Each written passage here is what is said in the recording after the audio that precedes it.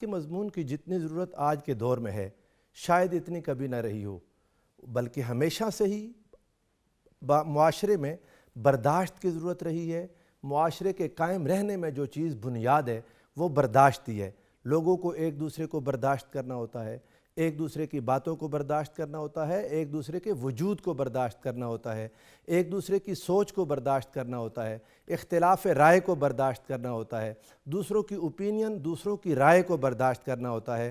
اور اسلام نے تو روز ازل سے ہی اپنے ماننے والوں کو اعتدال کی ترغیب دی، اور یہی وجہ ہے کہ اسلام دنیا میں باقی تمام مذاہب سے فوقیت اور برتری رکھتا ہے۔ اسلام میں اللہ رب العزت نے مسلمانوں کو چونکہ ایک انسان ہونے کا احساس دلایا کہ ایک انسان ہے، اس کے اختیارات اس کی محدود ہیں، اس کی طاقت محدود ہے، اس کی قوت محدود ہے، اور بے شمار چیزیں اسے اپنی زندگی میں اپنی طبیعت کے خلاف ملیں گی، اپنے مزاج کے خلاف ملیں گی، اپنی سوچ اور اپنی فکر کے خلاف ملیں گی۔ ایسا ممکن نہیں ہے کہ سارے ہی لوگ ایک ہی سوچ کے مل جائیں، ایسا ممکن نہیں ہے کہ میں سوچوں کہ ہر شخص میری سوچ پر آ جائے، اور ایسا کسی صورت ممکن نہیں۔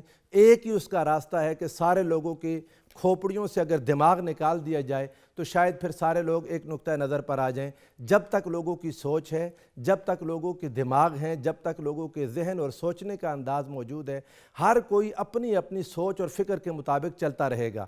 معاشرے میں یہ تنوع ہے، یہ خوبصورتی ہے، اس کو برداشت کرنے سے معاشرہ خوبصورت ہو جاتا ہے۔ لیکن جب ہم کسی چیز کو برداشت نہیں کرتے، مجھ سے یہ چیز برداشت نہیں ہوتی، میں یہ چیز برداشت نہیں کر سکتا، اس سے جھگڑے شروع ہوتے ہیں، اس سے فساد شروع ہوتے ہیں، اس سے ناراضگیاں شروع ہوتی ہیں، اسی سے نفرتیں شروع ہوتی ہیں۔ اور اگر ہم اپنے معاشرے کی تمام برائیوں کا انالیسز کریں تو یقین جانیں 80% سے زائد بیماریاں صرف اور صرف عدم برداشت کی وجہ سے ہیں۔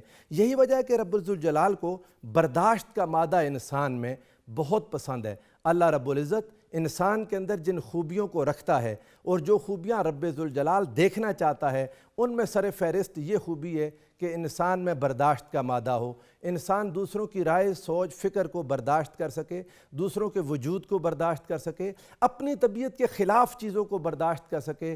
حلم اور بردباری کا مظاہرہ کرنا زندگی کے ہر معاملے میں، زندگی کی ہر سوچ میں، ہر شاہراہ پر اگر یہ انسان کرنے لگ جائے تو یہ معاشرہ ایک جنت نظیر معاشرہ بن سکتا ہے۔ اور اگر ہم عدم برداشت کا رویہ اختیار کر لیں، دوسروں کو برداشت کرنا، دوسروں کی سوچ کو برداشت کرنا، دوسروں کی فکر کو برداشت کرنا، اگر ہم سے یہ نہ ہو سکا تو پھر جھگڑے اور فساد شروع ہو جائیں گے۔ اور فساد ایسی چیز ہے رب ذوالجلال نے اس کو اکبر من القتل اور اشد من القتل، الفتنۃ اشد من القتل، اور قرآن پاک میں اسی کو اکبر من القتل کہا۔ ایک وہ فتنہ پھیلے گا جس سے فقط قتل نہیں ہوگا، کئی اور بیماریاں جنم لیں گی، معاشرے میں ہر طرح کا فساد ہوگا، لوگ ایک دوسرے پر اعتماد کرنا چھوڑ دیں گے، لوگ ایک دوسرے سے نفرت کرنے لگ جائیں گے، اور معاشرہ ختم ہو جائے گا۔ ناظرین کرام، معاشرے کی بنیادی اکائی گھر ہے۔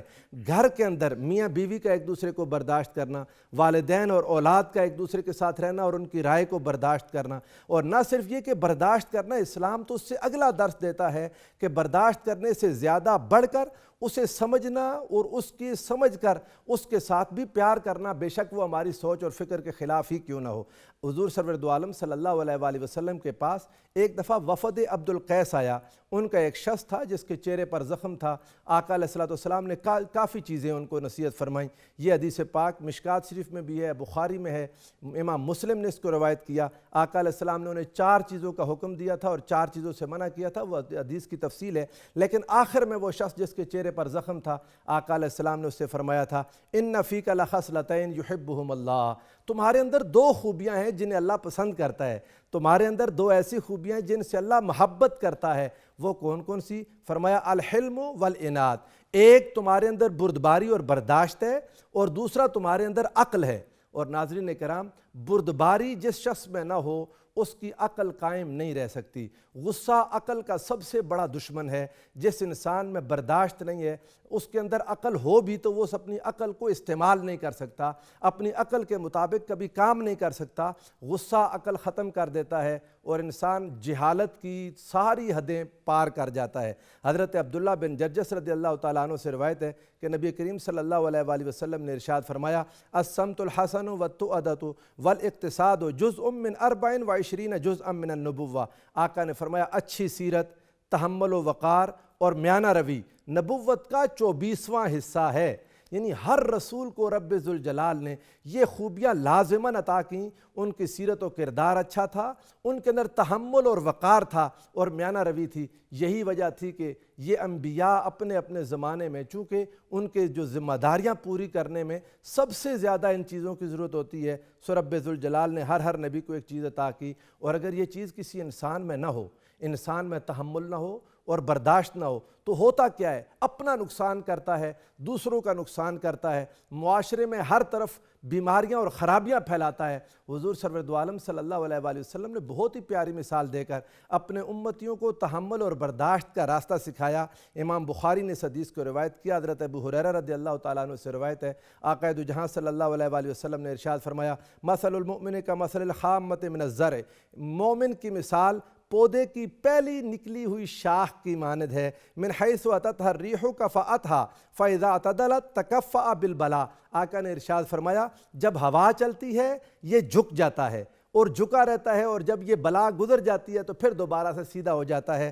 والفاجر کالارض، اور فاجر فاسق انسان وہ صنوبر کے درخت کی مانند ہے، سقا مقتدلۃ حتی یقسمہ اللہ، وہ اکڑا رہتا ہے، ہوائیں بلائیں اسے توڑ دیتی ہیں، اذا شاء اللہ، جب بھی اللہ تعالیٰ چاہتا ہے۔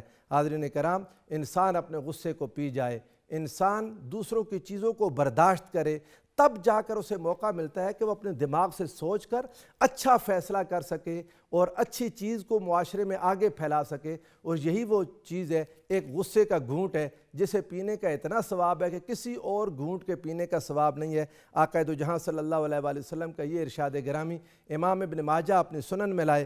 حضرت عبداللہ ابن عمر بیان کرتے ہیں، ما من جرعۃ اعظم اجرا عند اللہ من جرعۃ غیظ کظمها عند ابتغاء وجہ اللہ۔ اللہ کی خاطر انسان غصہ اس وقت پی جائے جب وہ غصہ کر سکتا ہو، جب غصہ کرنے کی اس میں طاقت ہو۔ جہاں پر انسان غصہ کر ہی نہیں سکتا، اگر وہاں غصہ نہ کرے تو یہ کوئی کمال نہیں ہے۔ انسان غصہ جہاں کر سکتا ہو، جہاں اس کا غصہ سننے اور برداشت کرنے والا کوئی موجود ہو، اس کے باوجود وہ غصہ نہ کرے، تو یہ غصے کا گھونٹ پی جانا رب ذوالجلال کو بہت پسند ہے۔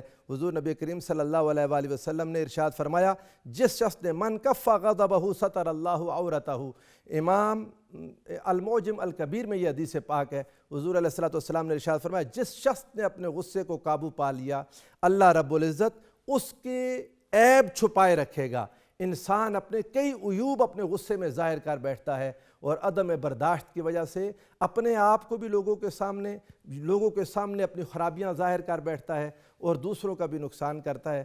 اللہ رب العزت ہمیں یہ چیز عطا فرمائے تاکہ ہمارے گھروں میں، ہمارے معاشرے میں جو بیماریاں بڑھ رہی ہیں، طلاق کے بڑھنے کی وجہ دیکھیں تو عدم برداشت، قتل کے بڑھنے کی وجہ دیکھیں تو عدم برداشت، لڑائی جھگڑے دیکھیں تو عدم برداشت، کوئی بیماری دیکھیں اس کے پیچھے وجہ عدم برداشت ہے۔ اس عدم برداشت کو کیسے کم کیا جائے، اس کا تدارک کیسے کیا جائے، اس کی وجوہات کو سمجھنے کے بعد اس کا علاج کیسے کیا جائے،